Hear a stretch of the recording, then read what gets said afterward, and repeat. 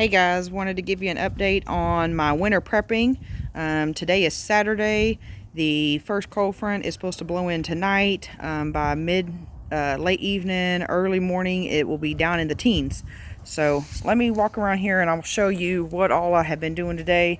I am totally worn out right now. I've done so much today. Still got a little bit to do, but it's getting done. So one of the things I did today is I use dried rose petals to make bath scrubs and stuff like that. And I have this beautiful rose bush here and it's still been blooming. And I have cut off a lot of the really pretty roses from there. Some of these probably won't be able to be used, but I'll have to pick through them and see. But I've cut off all these really pretty ones and I'm going to dry these out. So I didn't want to let them freeze and just not be able to do anything with them. So I've done that. I've got my fire pit cleaned out. I smoke, obviously, as you can see, and I've got a bunch of cigarette butts in there, but those will burn when I light a fire in there if I need to. I have put painter's plastic over my cage here. Not the best job. Kind of that piece right there on the door, you can see it's not cut straight, but that is fine. But I have put this plastic over and stapled that all up. I left this up here open for ventilation and for sunlight to be able to go in and all of that good stuff. So all this cold wind that's blowing in and everything, they should be warm and cozy in there. They've got hay in there, they've got straw in there, they've got some pine shavings in there. So they've got all the bedding they need to be able to keep warm. I've taken all my aloe plants in except for this one. I hauled them all into the garage. Upon picking this one up and putting it up on top of my cerama hutches, I started feeling little bites and stings all over me. Come to find out, this one is full of ants. So I'm going to leave it outside. It is underneath the covered patio. I'll probably put it up closer over here to the door or something like that. But that one's just going to have to stay out here. I do not want to carry those ants into the garage and then they get in the house. And I've got a lot of chickens in the garage and brooders and stuff, so I don't want them to get bit. So it wouldn't be a bad thing if I ended up losing this one. I've got a lot of other aloe vera plants that have this one here in particular, and all of them actually have a lot of little sprouts coming up. So I will be able to easily replace it if I end up losing this one. Got a garden bed up here on the side, kind of front part of my house. I've got this one almost completely covered. Now this is pine shavings that I use that came out of my brooders that I cleaned today, so I just threw them down here. I need to put a little bit more down here, but that is all I plan to do with this. If they don't make it, they don't make it. If they do, they do. Some of these are herbs that will come back. Some of them are herbs that won't come back anyway. So I'm okay with that. But need to get this other end covered just kind of to keep that layer of freeze off that top like that. Got this garden bed here. I pulled all the old hay and straw and stuff out of the duck pen and carried it up here and threw it on these plants. There was no need to put brand new, fresh, clean hay on top of this. I just used what I didn't need in the duck pen no more and repurposed it onto this garden bed. This one here is already layered. There is tons and tons and tons in there, so that one should be good to go. So I showed yesterday I have a ton of wood in here. All this is dried and ready to be burned in case I have to cook outside. I'm ready to go. Let's go out here with the big girls. Here's the ducks. The ducks, like I said a while ago, I put fresh straw and stuff down in there so they're nice and happy. It had been all pooped on and their feet had got it all wet, so they are good to go. Feed pan's filled up. My little bucket that's hanging right there is full of feed. Ready to be able to refill their pan when needed to make it real easy to feed them in this cold weather. So here is my little Bantam house. I left this little portion right here open. I'm having some trouble with this water, which it will also freeze really quickly. I've got a regular chicken water that I'm going to bring out here, not till in the morning though. There's no point in bringing it out and letting it freeze overnight. But I've got this part covered and I've got the door in this back portion covered.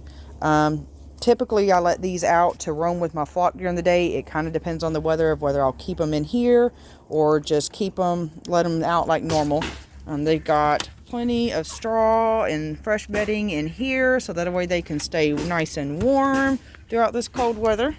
Now my spare quail cage, I discovered the other day when we had some rain that it was actually leaking through the top, so later on I've got to fix that. Right now I just threw a whole bunch of scrap wood that looks like crap on top of it, but If we end up getting some snow and stuff like they're expecting, that'll keep it from leaking on the inside with all that cold wetness coming in. This water here is more likely going to freeze, so that's something I'll have to deal with. I've put plastic over the door and plastic over this end. And what I've done for the inside, because this has a wire bottom, so I've got this end over here open. I had straw in here because straw is your insulator. Well, as you can see down here on the ground, they messed around with all that straw and made it fall through. So I ended up bringing some hay out here and tried to mix it in with the straw that was in there. So hopefully the plan is that everyone will sleep on this end and poop on that end, but we will see. Feeder is about half full. I need to fill that thing up and get it ready. That way I don't have to bring feed out here when it's really, really cold. Just come out and check on everybody. But they like that hay. They're really enjoying it, bedding down in it and hiding and all that good stuff. Got the big girls' waters filled up. I've got my rubber trough right here. I need to turn it upside down before the end of the night. So that way if it snows, it didn't get all inside of there. But I got my rubber trough out here ready to go. So in case I have to fill that with water. These waters, I will be carrying them in tonight since it's going to get down in the teens. That way they won't freeze and I can just carry them back out in the morning and I don't have to worry about frozen water first thing in the morning. It's hard to tell, but I did fluff up all the straw in here. I use hay in my nesting boxes, so I put fresh, clean hay into the nesting boxes. We got a mama up there laying right now, but the girls have been scratching it all around. I made it all nice and pretty. We got dust bathing going on in here. Everybody is hanging out. They're happy. I've thrown some scratch down on the ground. That way they'll have something to peck through and keep them entertained while they're hanging out in here. I've given them their scratch for this evening. Scratch grains help keep your chickens warm. It is a hot food, so I like to give them that in the evenings when it's going to be really, really cold at night. That will help keep them warm at nighttime. Now, over here we've got the chick house. It's not the prettiest thing because I have it all wrapped in tarps and all kinds of stuff right now. This is where Devon's meat chickens are that I am raising for her. If you haven't been following any of those videos, I've got over 100 meat chickens and we've got 4 heat lamps running in here. Everybody, as you can see right now, is very comfortable. They are all spread out. I've got to top this water off, and that one right there is pretty good still. But I'll refill that closer to the end of the day. We are still kind of at that midpoint during the day. I've had the feeders filled up this morning. I'll top them off at the end of the day, but we've got fresh pine bedding down.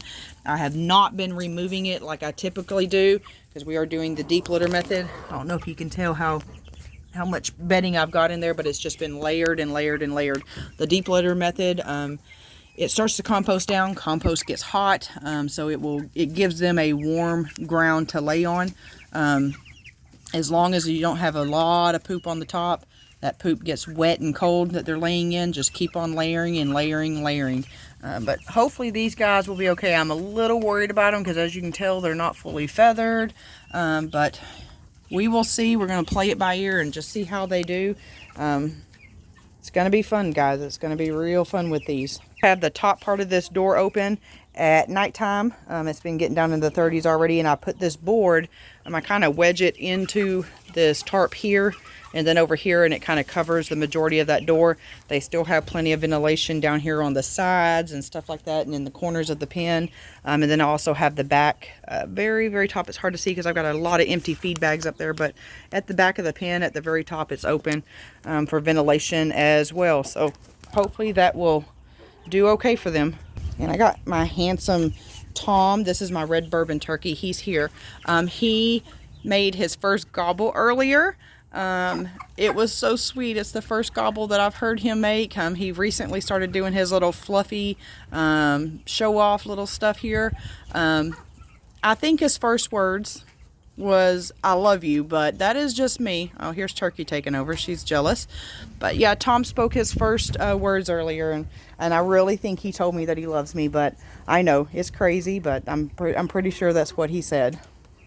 I've got the majority of the yard picked up. There's a few things that I've still got to take in. I'll do that later on towards the end of the day. Let's look at the rabbits, and I'll show you what I've done with my rabbits. The rabbits' cages are cleaned out. I cleaned all their trays. I filled up their waterers. Their food bowls are full. I've put a mixture of hay and straw in there. and hopefully everyone will stay warm enough. I tried to put it on one side of the cage. As you can see, especially this one here, he has spread it all over the place, same as him. And Dutch, he's always really bad about spreading it all over the place. Now the girls, you know, they're behaving a little bit better, not much. But she's spread a little bit over here, but some of the wire is still open. They actually tend to pee and poop in the same spot of their cage all the time. So that is the area that I tried to leave open. And some of them I'll have to kind of go in and move that hay and straw and stuff around and get it back over there. But they've got plenty of bedding in there to be able to keep warm. I've got my bin still out here. This here I think I'm going to put into the quail cages for my breeder cages, which is the next thing I'm going to show you. My breeder cages, I've got the plastic over the front, and I've got my trays cleaned out. I've got my feeders at a good level right now. I'm thinking about putting some straw and hay into these cages, not all over, but maybe on one end and not the other end.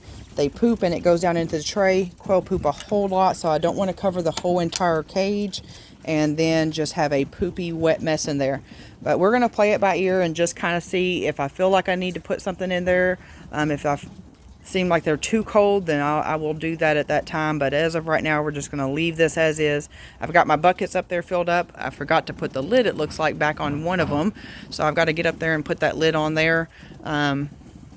If their water freezes, I have little waters that I can bring out here and put into their cages. So we will deal with that as that happens. To bring you back around here and show you this, I've got 2 of my 3 faucets already covered. One of them I'm still using, but I've got the water hose disconnected and I've put a bucket over the top. The pipes are insulated, but the top of the faucet, in case I need it, I've put this bucket over the top of it so I can lift it off and there's no ice or anything like that on my faucet. This is the faucet that I'm still using, so at the end of the day I'll disconnect this hose and put a bucket over the top of that. And my poor little wild hog skull, he's going to freeze to death. Looks like he's already froze his skin off, but he will be just fine out here. All right, so inside the garage, all the Seramas, their bedding's all been changed. Their waters are all filled. Feeders are all filled. I've got some extra hay actually right here, my extra straw. I forgot to show you. It's out there on my chicken yard in one of those little houses.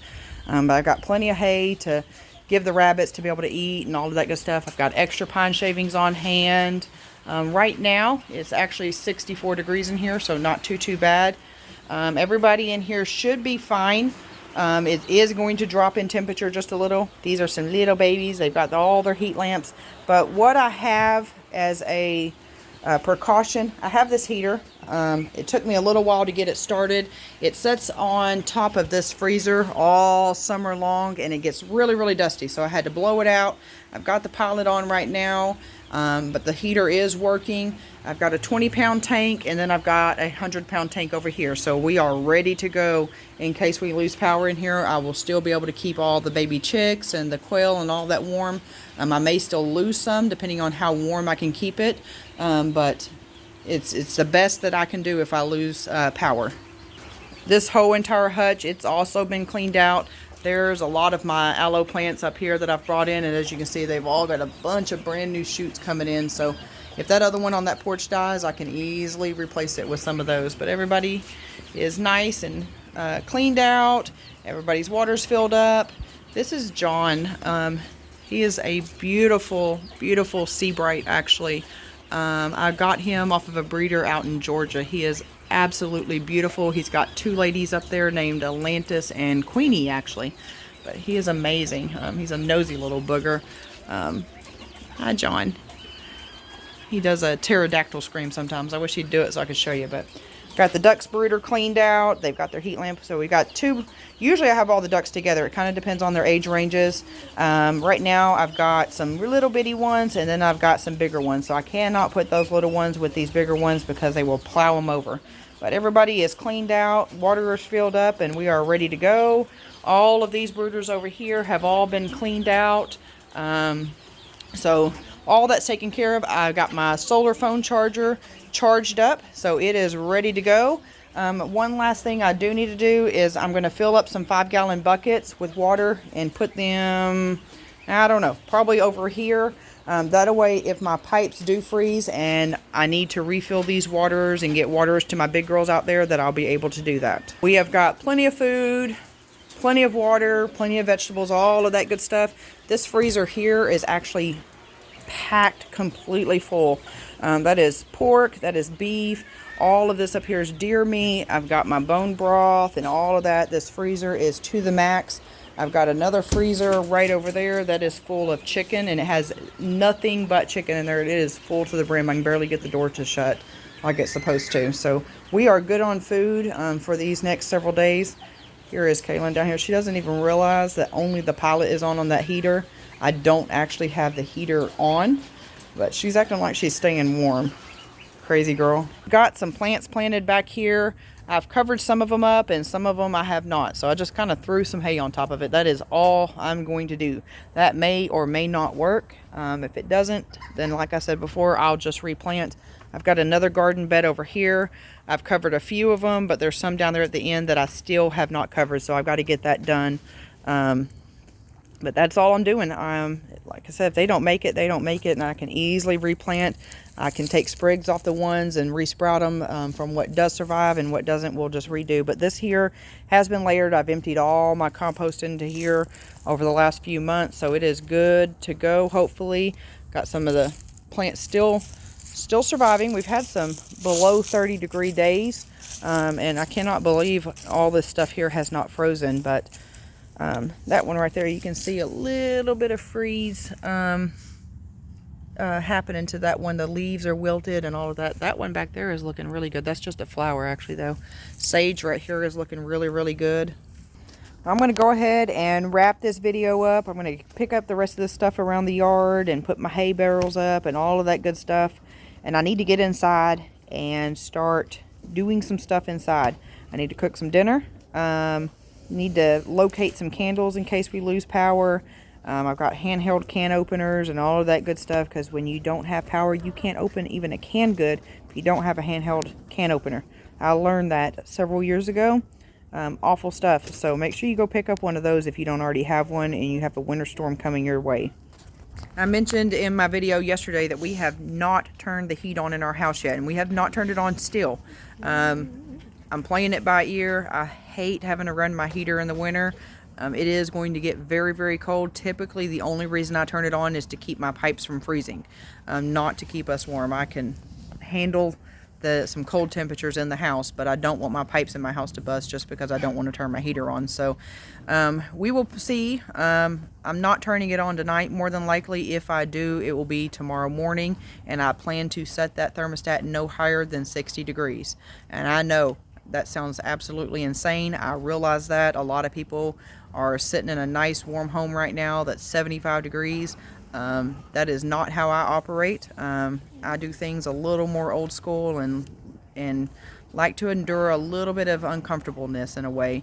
I mentioned yesterday I grew up in a house with no central heat and no central air, so that is how I grew up, and that's kind of how I like it.